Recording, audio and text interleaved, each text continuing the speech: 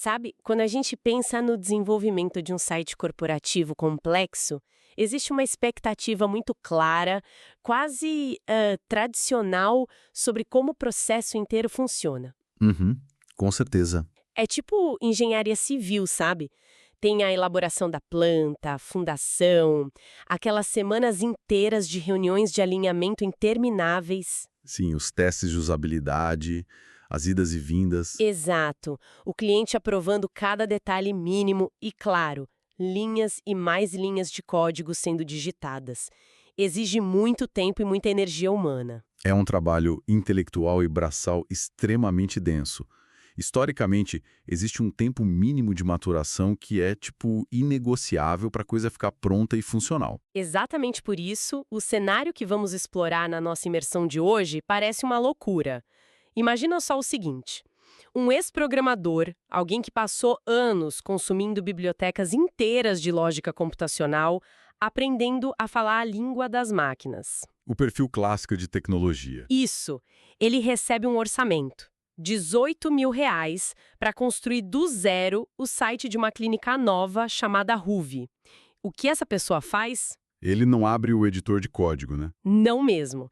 Ele pega um manual básico da marca em PDF, separa meia dúzia de fotos, acorda às 4h30 da manhã, alimenta um modelo avançado de inteligência artificial com essas diretrizes e às 5h30 da manhã o site está no ar. Impecável. Funcional. Totalmente. Com design responsivo, arquitetura de dados pronta, tudo. Uma hora cravada, o que costumava demandar uma equipe multidisciplinar e semanas de esforço coordenado, foi completamente condensado em 60 minutos. R$ 18.000. Uma única hora. Nenhuma linha de código digitada manualmente no teclado. Eu fiquei chocada lendo isso.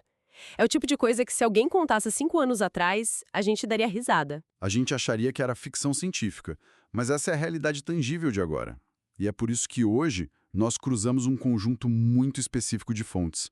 Temos relatos de sobrevivência nas trincheiras do mercado de tecnologia, cruzados com dados internos fresquinhos de relatórios da Anthropic e balanços financeiros diretos de Wall Street. O pacote completo do apocalipse corporativo. Pois é.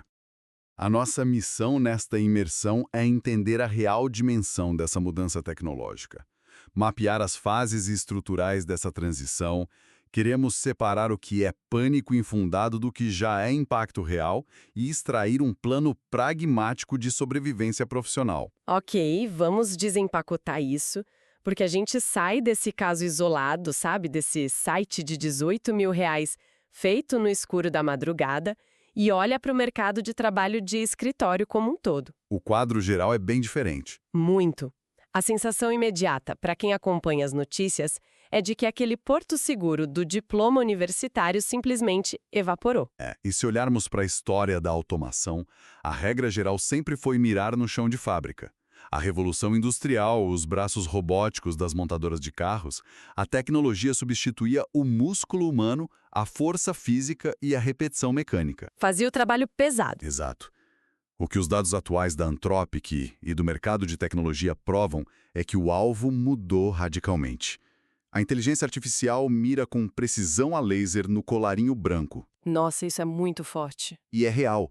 Os profissionais mais escolarizados, que passaram anos em universidades, os mais experientes e os mais bem pagos, eles estão exatamente na linha de frente da exposição. Aqui é onde a coisa fica realmente interessante para a gente destrinchar, porque precisamos entender o que exposição significa na prática.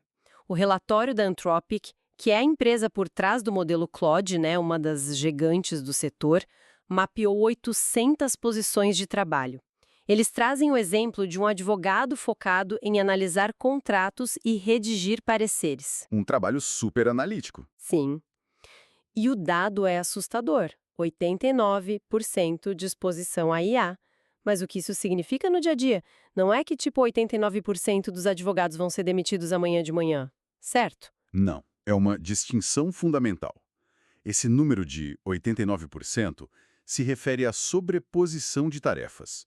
Pense no mecanismo do trabalho de um advogado júnior ou pleno. Uhum. Ele recebe um contrato de 200 páginas, Precisa ler cláusula por cláusula, cruzar essas informações com a jurisprudência atual e redigir um resumo dos riscos legais. Esse processo exige horas de leitura dinâmica e memória de trabalho. Dias, às vezes. Dias, um modelo de linguagem faz uma busca vetorial e cruza milhares de leis e precedentes instantaneamente. Ele te entrega um mapa de riscos em segundos. O mesmo vale para o médico que diagnostica pacientes apenas analisando exames e sintomas com o intelecto, sabe, sem intervenção cirúrgica. A máquina processa o padrão muito mais rápido. E essa capacidade técnica quase absurda das máquinas nos leva ao que o nosso material de base chama de primeira fase dessa crise. A fase número 1, conhecida como o congelamento, e é algo muito silencioso. Muito invisível. Invisível, exato. Antes de vermos qualquer manchete apocalíptica de demissões em massa nos portais de notícias, as vagas puramente deixam de existir. E o impacto desse congelamento já aparece de forma nítida nos dados demográficos. A análise aponta uma queda abrupta de 16% no emprego de jovens entre 22 e 25 anos nas áreas mais expostas à IA. 16%. É muita gente jovem ficando de fora. É muita gente. E o aspecto mais perverso dessa queda é que ela é estatisticamente invisível na métrica tradicional de crise. Porque eles nem entram na conta, né? Isso. Como esses jovens recém-formados nunca chegaram a assinar um contrato, eles não geram rescisão, não pedem seguro-desemprego, não entram na contabilidade de demissões. O mercado apenas trancou a porta de entrada antes que eles pudessem colocar o pé lá dentro. É uma crise de oportunidade, não de demissão. É como se a Revolução Industrial tivesse substituído os músculos humanos por motores, e agora a IA está substituindo o cérebro analítico por algoritmos. Mas eu quero levantar um questionamento aqui, como apresentadora tentando ler as entrelinhas. Manda. Será que os conselhos de administração das grandes empresas não estão, de certa forma, maquiando o impacto real? Digo, será que eles não optam por parar de contratar primeiro como uma manobra de relações públicas? Como assim? Tipo, só para evitar o desgaste na imagem que uma demissão em massa traria logo de cara, sabe? Uma tática para ganhar tempo? É uma leitura interessante, com certeza. Mas o mecanismo financeiro vai bem além das relações públicas. O congelamento de contratações é, na verdade, uma pausa estratégica de avaliação. As empresas estão testando os limites operacionais da IA em tempo real. Entendi, fazendo um laboratório interno. Exatamente. Elas pensam, olha, se eu não repor as 5 pessoas que saíram este mês e der licenças de IA para os 10 que ficaram, a produtividade se mantém. O silêncio dessa fase não é para proteger a marca, é para calibrar o algoritmo na operação diária. Testar a água antes de pular. O problema é que essa pausa atua como uma represa segurando a água. E, inevitavelmente, quando a diretoria percebe que a operação se sustenta com menos humanos, a represa se rompe. Nossa, e aí nós caímos direto na fase 2, que é o momento brutal em que estamos agora, em pleno 2026. A chegada das demissões em massa. Durante muito tempo, existiu uma narrativa reconfortante no mercado de tecnologia. Aquela desculpa padrão. Isso, dizia-se, estamos apenas ajustando o excesso de contratações que fizemos durante a euforia da pandemia. É uma correção de rota normal. Todo mundo repetiu isso. Mas os números atuais estilhaçam essa desculpa. Não é correção, é substituição de capital humano por capital computacional. O movimento do Jack Dorsey, o fundador do Twitter e atual CEO da Block, cristaliza muito bem essa mudança. Ele cortou a equipe de 10 mil para 6 mil funcionários e comunicou aos acionistas de forma muito direta. Sem meias palavras. Sem meias palavras, ele disse que as ferramentas de inteligência mudaram estruturalmente o que significa administrar uma empresa. A capacidade produtiva por indivíduo aumentou tanto que a estrutura corporativa tradicional ficou obsoleta para eles. E não foi um movimento isolado. Cara, os relatórios que estamos analisando trazem dados deste início de ano que são pesadíssimos. A Amazon cortou 16 mil posições. O Morgan Stanley eliminou 2.500 vagas. A Mastercard, 100. É uma varredura. E para quem acha que isso é um problema restrito ao Vale do Silício, olha para a Dow Chemical. É uma gigante da indústria química. 4.500 pessoas na rua, justificadas pela eficiência trazida pela inteligência artificial. Assustador. E tem mais, somando apenas os maiores anúncios, o setor de tecnologia acumulou 55 mil demissões em menos de 3 meses. Isso dá uma média absurda de 764 pessoas perdendo o crachá todos os dias. 7 centenas de pessoas por dia. E é crucial entender quem são essas pessoas. O mecanismo da demissão mudou. Não são mais os estagiários. Exato. Historicamente, cortes começavam pela base da pirâmide. Estagiários, analistas júniores, atendimento ao cliente. Agora, o alvo é o que chamamos de meio-campo corporativo.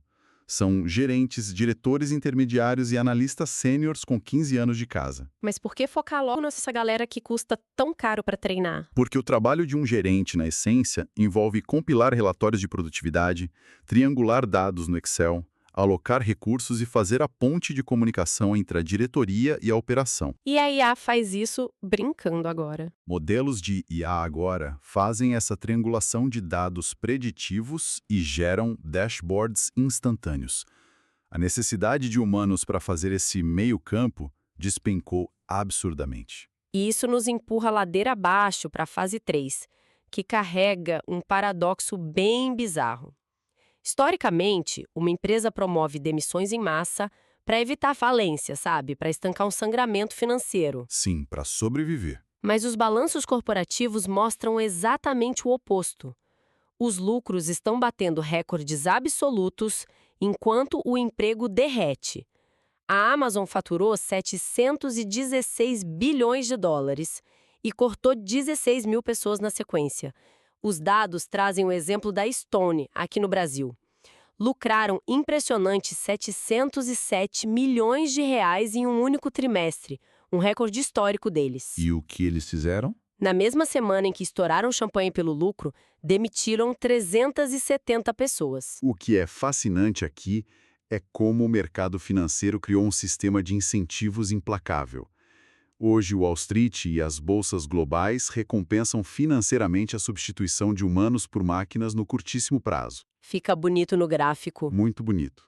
Essas empresas não estão cortando gastos porque estão no vermelho. Elas estão enxugando a folha de pagamento estrutural para redirecionar bilhões de dólares para a corrida da inteligência artificial. Comprar servidores, licenças e poder de processamento virou a prioridade absoluta. E o lado humano fica como? O acionista olha para a margem de lucro operacional crescendo, aplaude de pé, as ações sobem e o trabalhador sênior vai esvaziar a gaveta. Olha, eu entendo completamente a matemática fria do lucro, mas, sinceramente, isso me parece uma falha de engenharia corporativa gigantesca. Por quê? Pensa comigo, se os gerentes experientes, os veteranos, aquelas pessoas que carregam o conhecimento institucional tácito de décadas da empresa, estão sendo limadas da operação, quem fica lá dentro para garantir que a máquina não tem uma alucinação grave? Esse é um ponto excelente. As IAs de 2026 são brilhantes, claro, mas elas ainda erram com uma convicção assustadora. Quem assume a responsabilidade civil e criminal quando o algoritmo tomar uma decisão de negócios que custe bilhões ou fira uma regulamentação séria? Esse é o calcanhar de Aquiles. O enorme vácuo de governança que a euforia atual prefere varrer para debaixo do tapete. Ninguém quer falar sobre isso na hora do lucro, né? Ninguém. Trocar o discernimento humano, que entende as nuances éticas e os riscos ocultos de uma decisão complexa, pela eficiência de um modelo estatístico cego, traz riscos sistêmicos colossais. Mas, no frenesi competitivo para agradar o mercado no balanço do próximo trimestre, a visão de segurança a longo prazo está sendo totalmente sacrificada. E a conta vai chegar. E as consequências desse sacrifício não ficam presas nas salas de reunião. Elas transbordam para a economia real. Se conectarmos isso ao quadro geral, entramos na fase 4, mapeada nos documentos: o esfriamento da economia. Que é a parte que afeta todo mundo, independentemente da profissão. Exatamente, porque existe um fato inescapável aqui. O algoritmo de inteligência artificial mais avançado do mundo não consome. Ele não vai ao supermercado lotar o carrinho no fim de semana. Ele não financia apartamento, não compra ingresso para o cinema, não paga a mensalidade da escola dos filhos. Precisamente.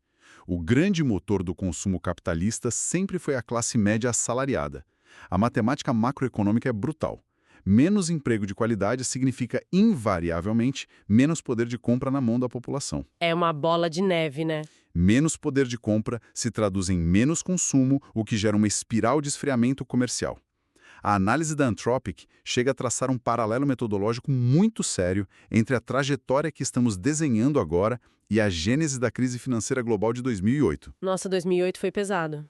Naquela época, o desemprego nos Estados Unidos saltou de 5% para 10% rapidamente, por conta da implosão das hipotecas.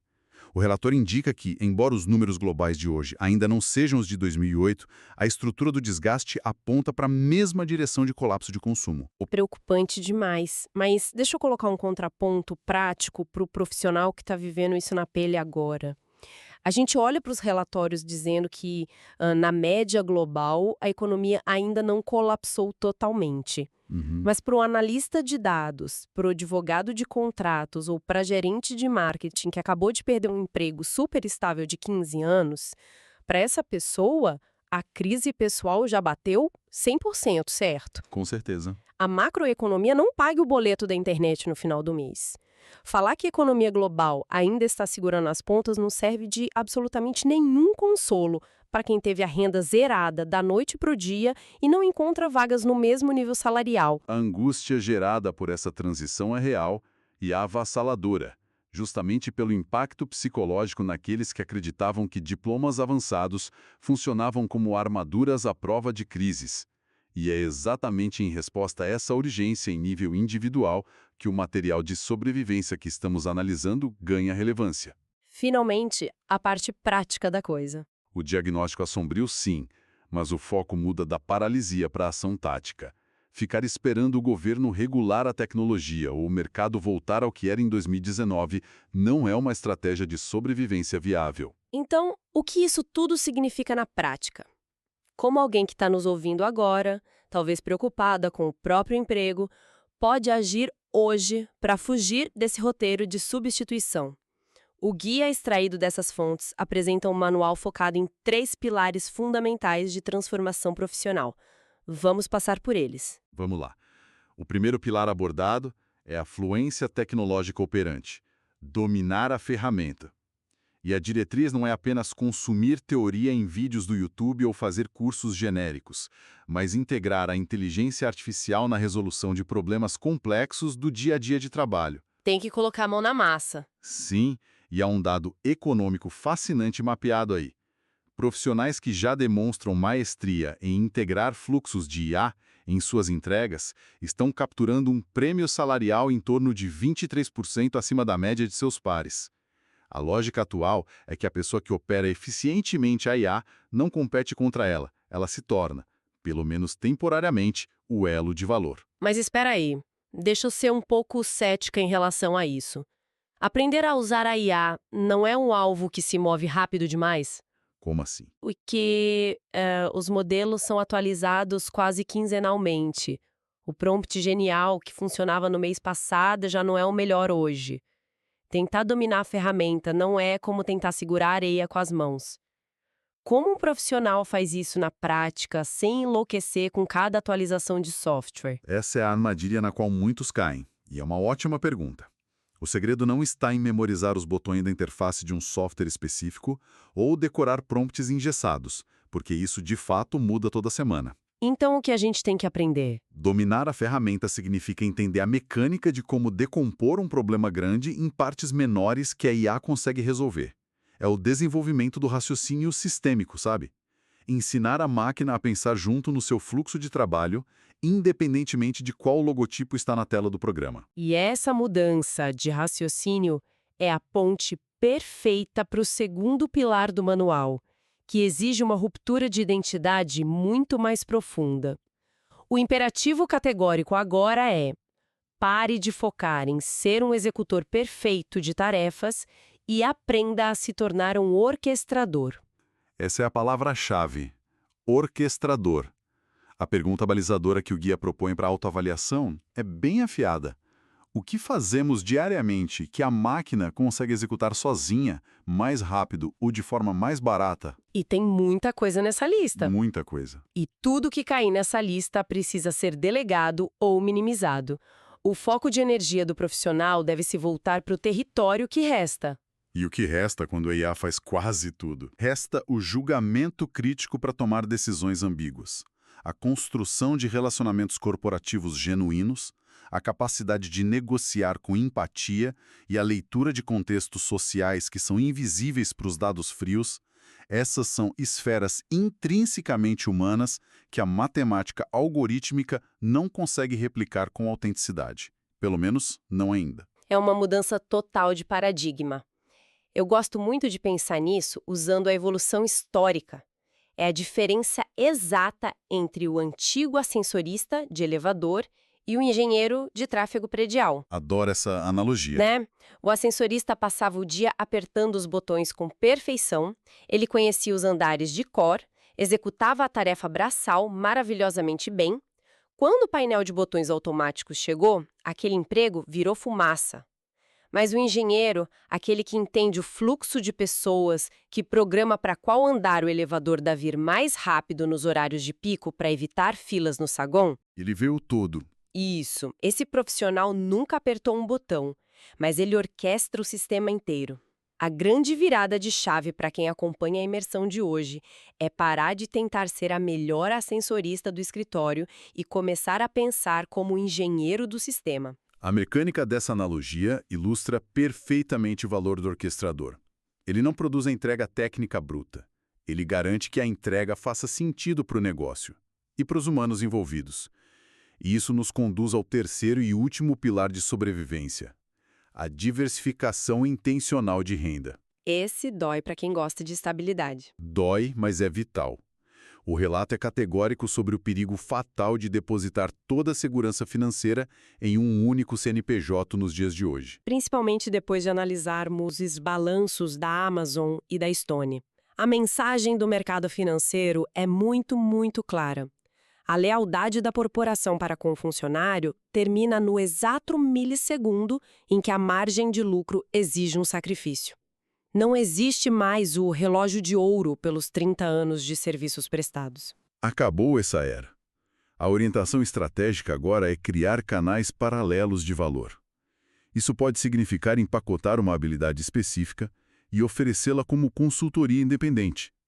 Criar produtos digitais baseados no seu conhecimento prático de mercado. Ou até construir e nutrir uma audiência própria que confia no seu julgamento, né? Exato. O material ressalta que o abismo mental que separa as pessoas hoje não é geracional. Não é sobre os mais velhos contra os mais novos. É uma questão de atitude. Há os que reconhecem a nova dinâmica e já estão construindo rotas de fuga, e há os que permanecem paralisados, aguardando uma estabilidade institucional que não vai retornar. É a velha metáfora de quem vê a água recuando antes do tsunami. Tem quem comece a correr para as colinas imediatamente e tem quem fique na praia comentando: "Nossa, o mar secou de um jeito esquisito hoje." Perfeito. Como as fontes deixam claríssimos, a inteligência artificial não enviou um convite formal para entrar no mercado. Ela simplesmente já tomou conta da sala de reuniões. É o novo chefe invisível. Sintetizando o que extraímos hoje, o panorama traça um cenário de impacto massivo sobre o trabalho intelectual, passando da contração silenciosa de contratações para a substituição ativa de profissionais sêniores, com reflexos macroeconômicos super preocupantes para o consumo global. É um diagnóstico duro de engolir. Mas o plano de ação também é cristalino. A sobrevivência passa por parar de competir na velocidade da execução técnica, dominar a integração dessas ferramentas no fluxo de trabalho diário, elevar-se à posição de orquestrador de contextos humanos e descentralizar a fonte de sustento. É adaptação forçada e inevitável. Sabe, depois de analisar toda essa engenharia de substituição de pessoas por códigos, isso me deixa com uma reflexão muito provocativa. Algo que os relatórios não abordaram diretamente nas páginas deles, mas que fica ecoando na minha cabeça. E acho que para quem escuta também. Qual é a provocação? Se a máquina se torna a executora universal impecável e o nosso único refúgio profissional seguro for atuar como os orquestradores sêniores, o que acontece com a formação da próxima geração. O que você quer dizer? Afinal, como alguém desenvolve o discernimento complexo de um maestro amanhã se as vagas de ascensorista júnior, que é exatamente onde nós tradicionalmente cometemos erros, ganhamos calos e aprendemos como o negócio funciona de verdade, simplesmente deixarem de existir hoje? Uau! Como se cria um general se não existem mais soldados para ele liderar enquanto tenente? É um buraco de formação colossal. Exatamente. Deixa essa provocação espinhosa para a reflexão de cada um de vocês. Muito obrigada por dividirem o tempo e a curiosidade com a gente em mais esta imersão. E nos encontramos na próxima investigação profunda.